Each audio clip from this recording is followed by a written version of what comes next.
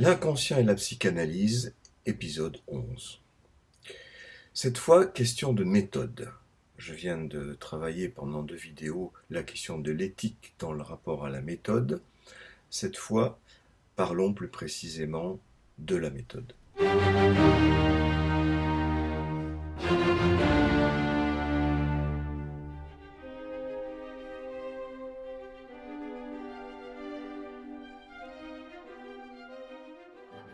Qu'est-ce que la méthode analytique? Elle est définie très précisément par Freud dans une note de la Traumdeutung, l'interprétation des rêves. Et cette note dit ceci: ce qui distingue la psychanalyse de tous les autres modes d'interprétation des rêves, c'est que l'on confie l'interprétation au rêveur lui-même. C'est un bouleversement formidable. Effectivement, les anciens interprétaient les rêves, c'est pas nouveau. L'histoire fourmille d'exemples de ce type d'interprétation. Justement, cette note de la page 93 de l'interprétation des rêves, oui c'est ça, c'est la page 92 exactement, l'interprétation des rêves dans cette version PUF. Eh bien, cette note est consacrée à Artéminor de Daldis, qui était un interprète de l'Antiquité, interprète des rêves. Toutes ces formes d'interprétation précédentes procédaient d'un savoir. Il y a une clé des songes, et tel élément d'un rêve signifie telle autre chose. Je sais qu'aujourd'hui, des tas de gens en analyse me disent que quand ils ont fait un rêve étrange, ils se précipitent encore éventuellement sur Internet, parce que sur Internet, on trouve des clés des songes. Google est une clé à tout. Vous avez rêvé de mariage, ça veut dire enterrement. Vous avez rêvé d'enterrement, ça veut dire de mariage. C'est souvent comme ça que c'est présenté. Ce que Freud remarque, c'est que, en fait, dans chaque rêve se trouve condensée l'histoire d'un sujet.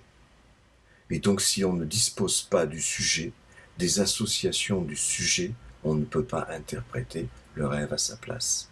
Même si, au bout du compte, les interprétations du sujet nous ramènent aux grandes interprétations que nous avons pris l'habitude de trouver dans la plupart des rêves, à savoir que ça renvoie presque toujours à l'Oedipe et à la castration. Mais il faut en passer par l'histoire du sujet, car chaque sujet est rentré dans cette structure humaine, chacun à sa manière. Et il doit s'en rendre compte, lui aussi, à sa manière, avec ses mots, avec son histoire, avec ses anecdotes, avec ses propres rêves et les propres interprétations de ses propres rêves. Et c'est ce qui amène Freud à dire quelques pages plus loin, page 97, il dit « c'est ce qui m'a amené à l'analyse de mes propres rêves ». Conclusion archilogique. Bon, il faut dire aussi que dans les quelques pages qui y a entre la 92 et la 97, Freud fait aussi allusion au fait que s'il utilisait les rêves de ce qu'il appelle les névropathes, on pourrait lui reprocher de généraliser ce qui est de l'ordre de la pathologie à l'ordre du normal. Bon, Freud est encore à cette époque médecin, et il est encore dans une distinction entre le normal et le pathologique.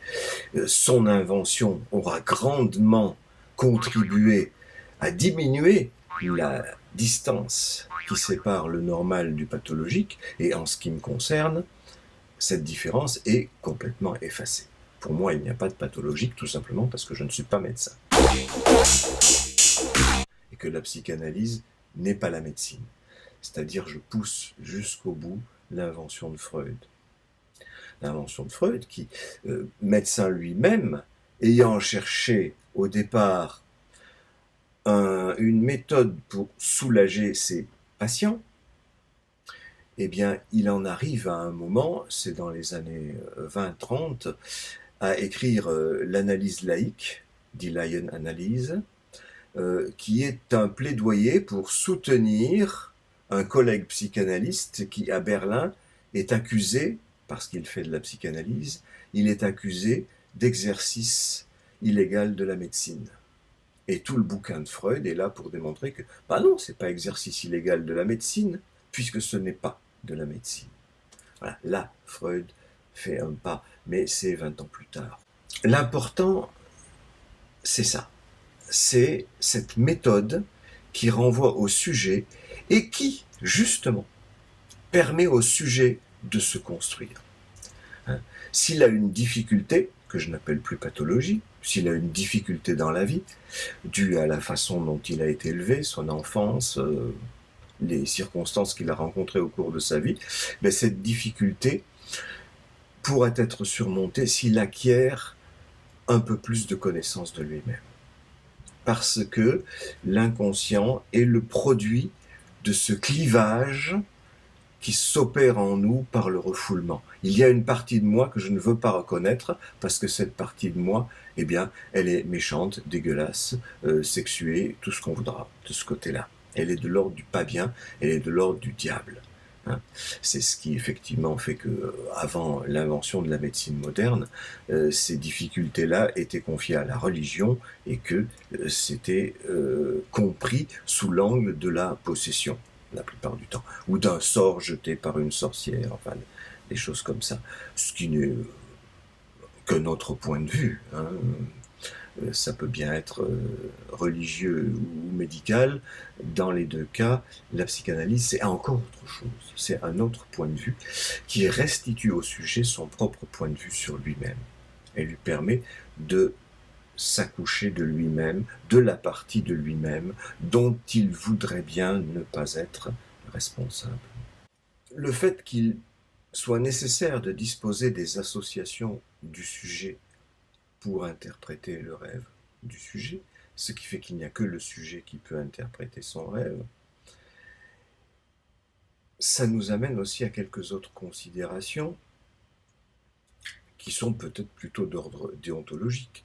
C'est-à-dire, moi, ça ne serait pas de l'ordre du pathologique. Les rêves des malades ne seraient pas les mêmes que les rêves des normaux, comme disait Freud. Oui, ben en effet, moi j'ai eu beaucoup de difficultés.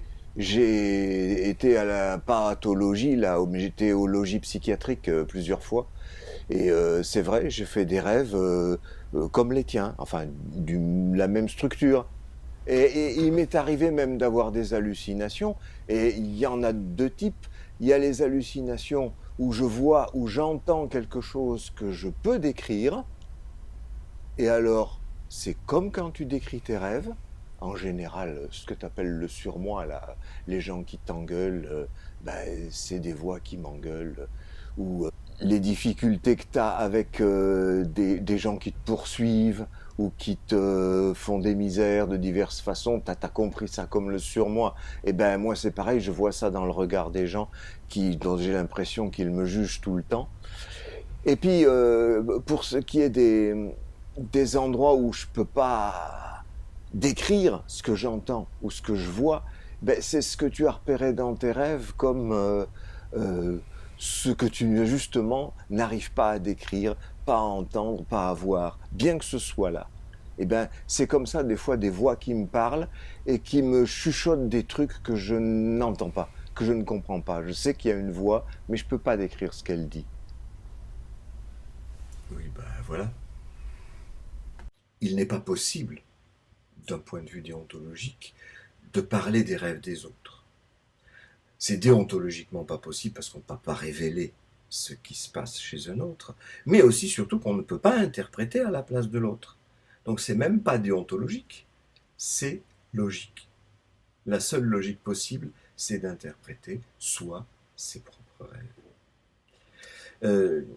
J'ai lu je ne sais combien de dizaines d'interprétations différentes du fameux rêve des loups, de l'homme au loup, qu'on trouve dans les saints psychanalyses de Freud.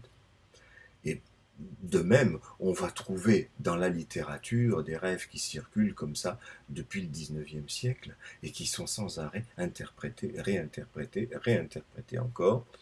Euh, de même que le président Schreber, qui est une des cinq psychanalyses de Freud, faite à partir du livre écrit par Schreber lui-même quand même, eh bien on a trouvé des livres entiers écrit à nouveau sur l'interprétation de ce livre de Schreber, qui vont chercher encore dans des documents où des gens, psychanalystes ou pas d'ailleurs, interprètent et surinterprètent la vie de quelqu'un, de ce pauvre président Schreber, ou de ce pauvre Homolou qui n'en peut mais, puisque ni l'un ni l'autre ne sont là pour dire hey, oh, s'il vous plaît, c'est pas comme ça que j'ai vu mon rêve, ou chez Schreber, c'est pas comme ça que j'ai vu ma vie. Eh, oh, psst, eh. Freud n'a pas toujours interprété que ses rêves, que ses actes manqués, que ses lapsus. Ses rêves dans la trame d'Oitung, l'acte manqué et lapsus dans la psychopathologie de la vie quotidienne. Il a aussi analysé ceux des autres, par exemple les saints psychanalyses, et tous les exemples qu'il donne tout au long de sa carrière. Oui, c'est vrai, Freud n'a pas toujours suivi sa propre règle. Ça fait partie des contradictions des grands hommes. On pourrait peut-être dire que ça fait partie d'une certaine souplesse que je ne partage pas. Je suis assez du côté de la souplesse d'habitude, mais sur ce coup-là, moins, parce que je pense que Freud n'était pas tout à fait sorti de sa visée médicale à l'époque, et c'est pas de sa faute, il est médecin, et puis c'est très bien d'être médecin aussi. Il avait besoin de montrer qu'il n'y avait pas que ses rêves qui étaient de cette structure-là. Il y a des tas de gens qui disent, dont Michel Onfray, que les rêves de Freud ou la théorie de Freud ne vaut que pour Freud lui-même. C'est vrai que chaque rêve ne vaut que pour le sujet lui-même. Et c'est ça la véritable invention de la psychanalyse. Même si ça rejoint, comme je l'ai déjà dit, les grandes structures, à la base, on donne la parole au sujet pour qu'il trouve sa propre voix et ses propres fantasmes qui sont les siens, absolument uniques, particuliers, même s'ils rejoignent en définitive les grandes mythologies de l'humanité. Donc, il y a toute une croyance dans la société qui fait de la psychanalyse comme ça une espèce de clé des songes où le psychanalyste plaquerait ses propres préjugés d'ordre sexuel, bien entendu, sur la vie de quelqu'un ou sur les rêves de quelqu'un. Et c'est justement pas ça du tout, c'est pas ça du tout, dès l'origine, dès le moment où Freud analyse ses propres rêves. Alors le problème, c'est que Freud, effectivement, n'a pas toujours suivi sa propre méthode. Tous les auteurs ne sont pas toujours cohérents. Moi-même, j'essaie d'être cohérent, mais il y a des choses que j'ai dites il y a 20 ans que je ne me souviendrai plus aujourd'hui. Il y a des choses que j'ai dites il y a 30 ans que je me souviendrai encore moins aujourd'hui. Mais j'essaie de m'en expliquer. J'essaie de reprendre parfois ce que j'ai dit ou écrit il y a 20 ou 30 ans, et j'essaie de me comprendre à moi-même et de faire comprendre au public en quoi j'ai changé. Par exemple, par rapport à ma position, par rapport à Lacan, qui était de l'ordre de l'adulation il y a 20 ou 30 ans, et qui a pris beaucoup de distance critique depuis. Mais j'ai pris la peine de m'en expliquer. Dans mon dernier ouvrage, Au bord du réel, par exemple. Si on veut faire avancer la théorie de la psychanalyse, on ne peut pas se servir des rêves des autres, pas plus que des formations de l'inconscient des autres. On est obligé de s'en tenir aux siennes propres. Alors c'est une de mes critiques par rapport à Lacan, justement. C'est que Lacan ne fait que de la théorie. Il ne fait que des réflexions intellectuelles à partir de beaucoup d'auteurs, il a beaucoup lu, mais je ne trouve pas trace, malgré ce qu'ils disent. Il dit sans arrêt, tout ce que je vous raconte, je le tiens de ma clinique. Alors d'une part, il ne dit pas ni comment ni pourquoi, il n'en fait jamais le moindre récit. Et d'autre part, ce que je trouve moi dans ma pratique, que je n'appelle pas clinique parce que je laisse la clinique au médecin, ce que je trouve moi dans ma pratique, c'est pas du tout ce qu'il trouve lui. Pourtant, j'étais dans sa mouvance à lui, à la base. Donc, pourquoi je trouve pas la même chose ? Il y a un moment où il faut vraiment se demander pourquoi. Et moi, je dis parce qu'il n'a pas étudié ses rêves, et moi j'ai étudié les miens. Et c'est dans la matière même de l'inconscient que je puise une théorie de l'inconscient. Ce qui me semble être le minimum de l'esprit scientifique. C'est-à-dire s'en tenir à la matière qui nous est offerte. Oui, mais c'est de la naïveté ce que tu es en train de dire. Comme si la matière était comme ça apportée à toi sur un plateau. Pourtant, tu as une subjectivité. Tu peux faire de la projection. Tu peux plaquer une théorie. Tu peux faire des erreurs de lecture. Toi qui en plaide tant pour la subjectivité, très bien, tu as une subjectivité et on peut te dire à toi aussi, ta façon d'observer, entre guillemets, la matière de l'inconscience et ton inconscient, ça ne vaut que pour toi. Ce n'est pas de l'esprit scientifique. Bien entendu, nous avons des points de vue, nous avons une subjectivité, j'ai une subjectivité, et que j'ai donc pu faire des projections, des erreurs, tout ce qu'on voudra, dans l'observation même de cette matière, fût-elle mes propres rêves, d'autant plus mes propres rêves. Il faut un analyste pour pouvoir causer de son inconscient. Il faut un autre. On ne fait ça, on ne fait pas ça dans une discussion avec soi-même. Ça, c'est l'introspection des romantiques. C'est pas de la psychanalyse. Eh bien oui, c'est très possible, mais justement, donc, je dis d'où je tire mes informations, comment je les travaille et quelles sont les déductions que j'en informe au niveau d'une théorie. Ainsi, le débat est possible. J'en profite au passage pour dire qu'il y a tellement d'endroits d'où on m'a interdit de parler, où on a censuré mes vidéos ou mes articles. Effectivement, dans ces endroits-là, le débat n'est pas possible, sauf avec les gens qui sont a priori d'accord. En ce qui me concerne, je censure jamais personne, d'une part, sur ma page, et d'autre part, je donne les moyens à quiconque de critiquer mon approche, d'engager un débat. Il n'y a que comme ça que, effectivement, l'esprit scientifique peut avancer. Ça fait partie de la méthode. La méthode de l'analyse dans la pratique, et puis il y a la méthode de l'analyse qui consiste à construire une théorie à partir de la pratique. Donc le débat est absolument nécessaire, la discussion avec d'autres.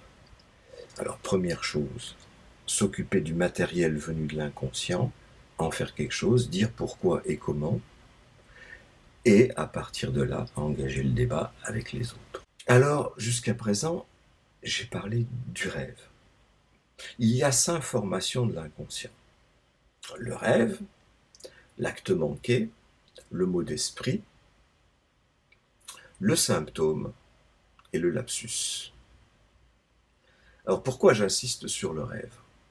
D'une part parce que je considère que c'est à partir de l'interprétation des rêves que Freud a inventé la psychanalyse. C'est pas du tout dans ses études sur l'hystérie de 1895. Dans ses livres antérieurs, il n'avait pas fait cette bascule. Dans les études sur l'hystérie, si vous voulez, il est comme tout médecin ou scientifique, il étudie un objet hystérique. Même s'il donne beaucoup d'exemples, même s'il les travaille au plus près de ces exemples, il est celui qui est au-dessus, le chercheur, qui travaille sur un objet hystérique. Et puis, la Traumdeutung, c'est cette bascule, cette rupture épistémologique, dirais-je. C'est-à-dire qu'il n'est plus un sujet étudiant un objet, il est le sujet qui s'étudie lui-même en tant que sujet. C'est ça l'invention de la psychanalyse, et il l'a faite à propos du rêve. On pourrait faire la même chose à propos de l'acte manqué, du lapsus, du symptôme, bien évidemment. Et c'est ce qu'il dit dans l'introduction à la psychanalyse, où il généralise cette règle que le lapsus ne peut être interprété que par celui qui a fait le lapsus, l'acte manqué ne peut être interprété que par celui qui a fait l'acte manqué. Pourquoi j'insiste sur le rêve et pourquoi Freud a-t-il inventé la psychanalyse à partir du rêve ? Parce que le rêve est bien plus riche. Un lapsus, on a mis un mot pour un autre. Un oubli de nom, dont on peut dire que c'est une forme de lapsus, c'est un oubli de nom. Il y a ce nom. Certes, ce nom peut être la convergence de plein de choses, et évidemment, seul celui qui a oublié le nom peut faire les associations nécessaires pour comprendre pourquoi il a oublié ce nom-là. L'important n'est pas de retrouver le nom, évidemment, on le retrouve, bien sûr, mais l'important, c'est de développer toutes les associations qui viennent autour. Mais c'est un nom. Un acte manqué, c'est aussi très peu riche. On peut aussi développer toute une chaîne associative autour d'un acte manqué. Mais c'est bon, j'ai loupé le métro, j'ai loupé mon train, j'ai loupé mon avion, j'ai pas envoyé tel document à temps, etc. Bon, il n'y a que moi qui peux dire pourquoi, d'une part. Mais d'autre part, ça reste concentré sur juste un petit fait. Un rêve, c'est déjà toute une histoire. Un rêve, c'est pas un mot, c'est pas un nom oublié, c'est plein de mots pour décrire le rêve. Plein de noms. Plein d'oublis aussi dans le rêve. C'est pour ça que dans ma méthode analytique, je fais souvent revenir sur la personne qui m'a raconté un rêve, je lui fais souvent revenir sur tel endroit du rêve. Tiens, il y a cet endroit-là, vous ne m'avez pas tellement décrit, si vous pouviez me décrire un peu mieux. Souvent, on pense qu'on a décrit un rêve dans sa totalité, alors qu'on l'a résumé. On pense que ça suffit, que telle ou telle chose, c'est pas important. Bon, ce sont des avatars du refoulement, toutes ces défenses pour ne pas décrire un rêve jusqu'au bout. Donc un rêve est d'une richesse formidable. C'est là que se tient, là où les personnes que je n'aime pas être, mais qui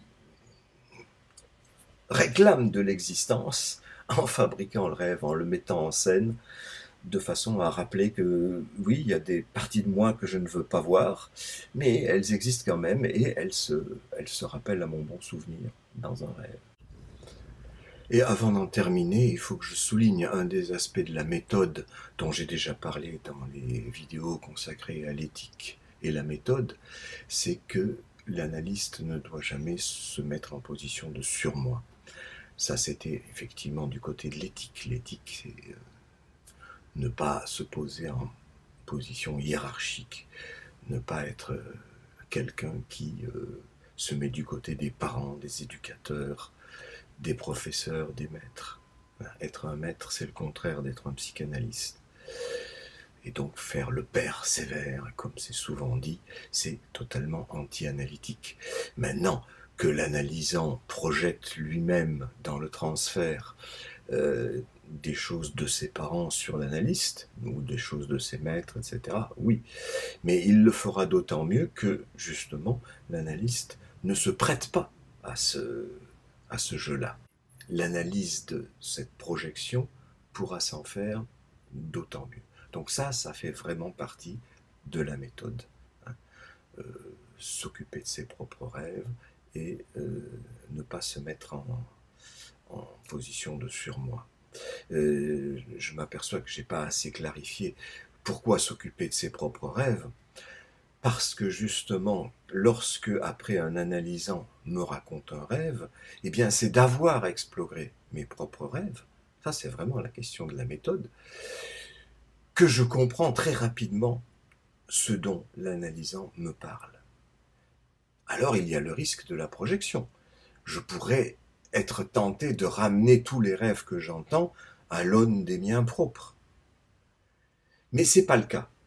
Parce que, justement, je suis averti de cela, je connais mes propres rêves, donc je sais quelle projection je serais capable de faire. Ce qui ne serait pas le cas si je n'avais pas analysé mes propres rêves. Je pourrais faire des projections sans m'en apercevoir. Donc là, je vois tout de suite le genre de projection que je peux faire, au sens où je comprends, ou je crois comprendre, le rêve qu'on me raconte. Parfois, je ne comprends pas, hein. Ça arrive aussi. Mais quand je crois comprendre, eh bien, c'est cependant se croire comprendre qui met un guide pour poser des questions. Les questions les plus ouvertes possibles, pas des questions fermées, évidemment, du genre ne croyez-vous pas que c'est votre père qui est là dans ce personnage que vous me décrivez? Non, pas du tout. Ma question sera plutôt dites-en moi un peu plus sur ce personnage que vous avez décrit un peu vite. Vous voyez la différence? Je sais que ça pourrait être le père, mais je ne vais pas donner ce nom moi-même, mais je vais permettre à l'analysant d'aller plus loin dans la description, donc l'interprétation de son rêve. Ça marche ou ça marche pas. Des fois, il faut beaucoup de temps, des fois, il en faut moins. Des fois, ça vient tout de suite. Ça, après, c'est à chaque sujet, c'est à chaque analyse qui est différente. Mais la méthode est là. Avoir parcouru son propre inconscient, l'avoir arpenté, cheminé dans tous les sens, de façon à pouvoir entendre ce qu'un analysant dit. Pouvoir entendre et donc éviter les projections et poser les bonnes questions au bon moment, de façon à faire progresser l'analyse de l'analysant. Alors, ce qui est corollaire de cette confiance accordée au sujet pour l'analyse de ses propres formations de l'inconscient, c'est l'association libre. C'est-à-dire que ce n'est pas une question de raisonnement logique, mais une question de laisser venir ce qui vient, tout ce qui passe à travers la tête. C'est comme ça qu'on le dit à l'analysant quand il vient. Vous savez, la règle fondamentale ici, c'est que vous disiez tout ce qui vous passe par la tête. Vraiment tout, sans souci de logique, sans souci de chronologie, sans souci d'essence. Parce qu'il peut venir à l'esprit justement quelque chose de très sexuel, ou quelque chose de très sale, ou quelque chose d'injurieux à l'égard de l'analyste, pourquoi pas. Eh bien, ça peut se dire. Ça doit se dire. C'est ça doit, c'est une règle, donc ça doit. Il faut le dire. Mais on nous dira, mais si c'est pas logique, mais ça n'a rien à voir. Mais bon, ce sont des objections qui peuvent s'entendre. Eh bien, c'est qu'il s'agit d'un déplacement du critère de la vérité. On pourrait dire, telle association B qui vient à partir de telle idée A n'a rien à voir. Mais si elle a quelque chose à voir, du fait même qu'elle est venue. Si elle est venue, il est indéniable qu'elle est venue. Et si elle est venue, même si du point de vue du raisonnement, elle n'a rien à voir, l'association B, avec l'idée A, c'est qu'il y a une autre liaison, un autre type de liaison, une liaison inconsciente qui est faite entre les deux. Et c'est comme ça justement qu'on peut accéder à l'inconscient. Si on laisse venir ces pensées qu'on pourrait trouver éventuellement parasites, mais il est indéniable que telle idée A a entraîné l'idée B. Et donc, souvent d'ailleurs les analysants disent et ça me fait penser à ma mère, mais ça n'a rien à voir là. Et je dis mais si, puisque ça a à voir, puisque l'idée vous est venue. Faites-vous confiance. Et ça fait partie du regain de confiance en soi qu'on peut acquérir grâce à une psychanalyse. C'est pas seulement dans le fait de trouver les significations, c'est dans le fait d'avoir confiance à ce que son propre esprit produit. Et cette association B qui est venue à propos de A, par exemple, il s'agit de ma mère, à propos de telle femme dans un rêve, c'est l'exemple le plus bateau qui me vient à l'esprit, eh bien, même si ça a l'air de n'avoir rien à voir, on ne peut pas dire autre chose que il est vrai que cette pensée est venue. Et s'il est vrai qu'elle est venue, cela signifie que, du point de vue de l'inconscient, alors cette pensée est vraie. On ne peut pas nier que cette pensée est venue. Donc on lui fait confiance. On fait confiance au sujet par ricochet, et le sujet récupère de la confiance en ses pensées, donc en lui-même par ricochet.